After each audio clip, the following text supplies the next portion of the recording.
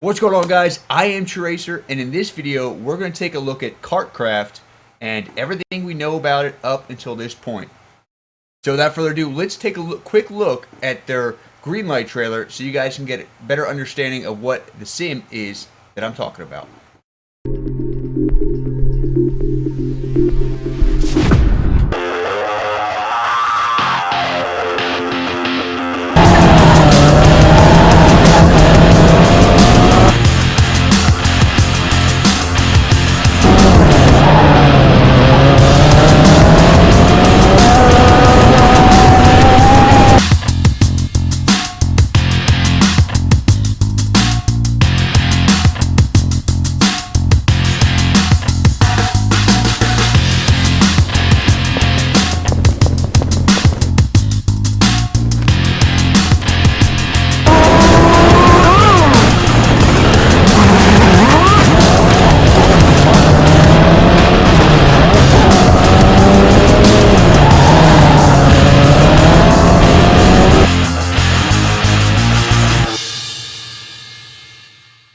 So there's a quick look at KartKraft. I'll put a link to the full trailer down in the description below.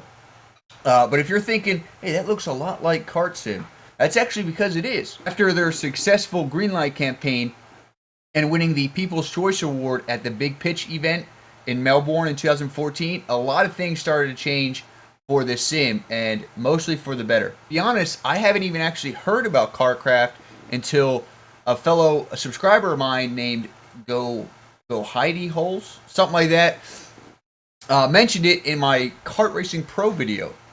So definitely a big shout out to him. And after he enlightened me by saying KartKraft was going to destroy Kart Racing Pro, I had to do my research. And since their rebranding of KartKraft, there hasn't been a whole lot of information about it, but this is about everything we know so far. They went from a 1 to 9 person development team. They ported the old game engine from Unity to the Unreal 4 engine. They're looking to have 5 tracks at release, with the rest of the tracks being selected by votes. Whatever tracks get voted, get the most votes, get put into the sim. And they're going to have Oculus support, which is pretty cool. I'm not gonna lie. I haven't had a chance to try Oculus.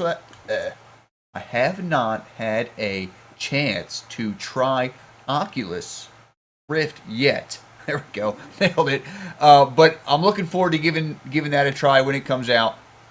And lastly, they're looking for a Q4 2015 Steam beta release. Now let's take a deeper look into everything we know so far about KartKraft. You might think having a bigger development team is better, but it's not always the case. As just one case in point, Project Cars karting is terrible, and there was probably, 20 people developing that.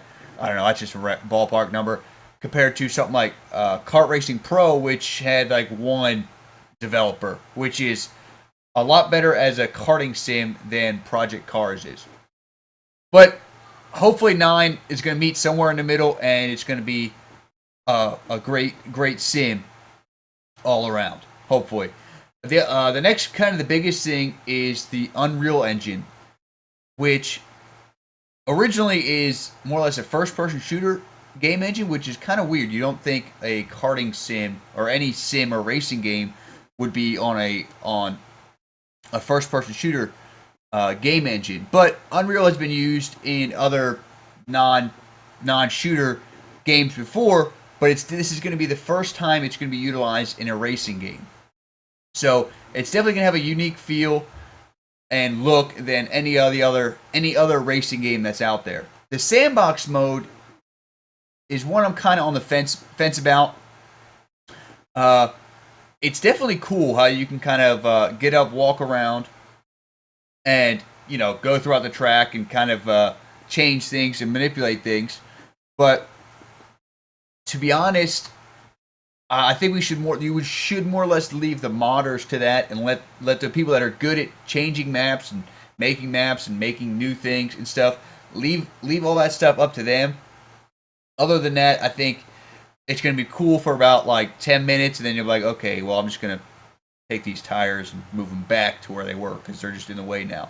But I don't know. It'll definitely be fun to play around with it, but in the long run, I don't think it'll add too much value to the sim. With the Unreal Engine, they said that they're going to be able to do the Ragdoll effect. Like, if you hit a wall too hard or something, you're actually going to come out of the cart in sort of a Ragdoll effect and flop around, which is...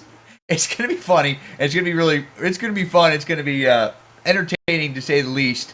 And it's definitely going to add a different variable to the sim that I think will be fun and comical at the same time. With lastly, Oculus support. To be honest, if you're coming out with a racing game, it almost has to have Oculus support these days. Definitely looking forward to giving that a try, but first I do have to buy an Oculus Rift, which I will get when the consumer version comes out. But don't tell the wife that. It'll just magically show up here, and I'll just say, I don't know, it was a Christmas present. But, nevertheless, looking forward to that as well. Giving it a really good run, although I do have triple screens here, so I don't really know how much better it's going to be, but we'll see. We'll see when that opportunity presents itself. Now, that's about all of the tangible information I have at this time about KartKraft. If anything comes up in the next few days, I'll make sure to put something about it in the description, or I'll leave a comment down below. I know I am looking forward to this new karting sim, and if you are as well, then make sure to hit that like button. And if you haven't already, then make sure to subscribe by clicking this screen right over here, because I'm going to be staying up to date with all the latest news, information, and development with this new and exciting karting sim that's coming out. But until then, or until the next video, guys, stay true and race on.